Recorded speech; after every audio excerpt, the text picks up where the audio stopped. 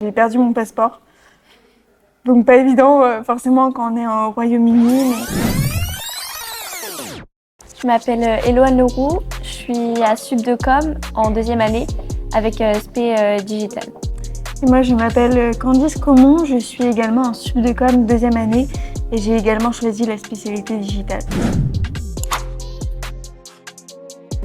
Alors on l'a choisi l'année dernière notamment pour l'apport de cours en anglais qu'on pouvait avoir en plus chaque semaine et le fait d'avoir aussi une classe plutôt petite.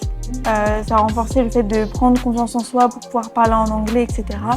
Et il y avait à la clé le fait de faire un voyage, donc un petit plus. Pour moi, c'est les mêmes motivations, c'était le voyage et le fait d'avoir des cours en anglais en supplémentaire.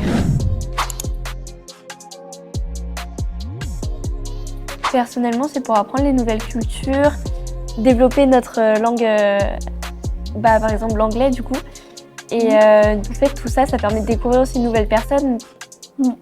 Mais c'est surtout ça, pour les voyages, c'est surtout rencontrer des nouvelles personnes.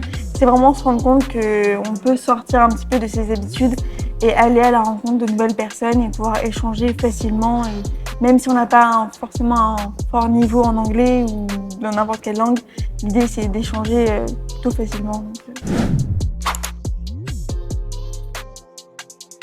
Non, on est partis tous les deux à Bristol, et moi 2 semaines. Et moi 3 semaines.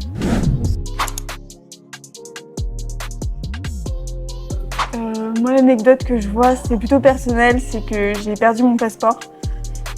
Donc pas évident forcément quand on est au Royaume-Uni, mais sinon le fait que c'était vachement bien, c'était super voyage. C'est pas forcément d'anecdote, après le fait qu'on soit à plusieurs nationalités différentes à être mélangées, finalement on apprend aussi quelques mots, on va dire, des autres langues qu'il peut y avoir, du coup ça c'est cool. Moi ça va être la gentillesse, je pense, des personnes que j'ai pu rencontrer, elles étaient super avenantes, etc. Du coup ça c'était cool aussi.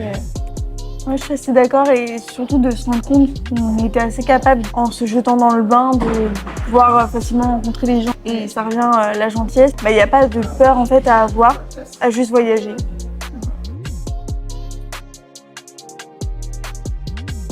Ça avait le cours parcours international vraiment au campus. Oui, c'est ça. Donc ça, les 4 heures. Donc c'est ça. Ouais. Et après, sur place, on a des cours assez généraux où on aura sur, par exemple, les CV, sur le business, etc. On choisit nos cours sur place. Du coup, c'est ça qui est bien. On prend les domaines qui nous intéressent.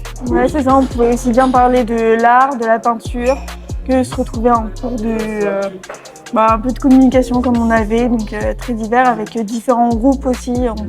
On était dans des classes de niveau. Et dans certaines spécialités, disons dans cette école, on pouvait se retrouver avec d'autres niveaux. Ouais, c'est très sympa.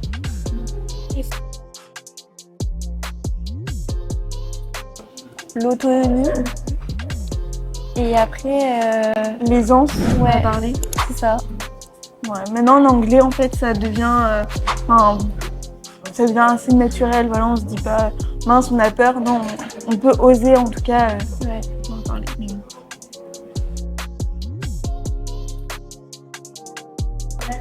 Moi, je dirais de ne pas avoir peur et vraiment, si c'est une envie, etc., faut pas hésiter parce que c'est l'avenir de savoir parler anglais. Donc, plus on est plongé dans le bain, mieux c'est.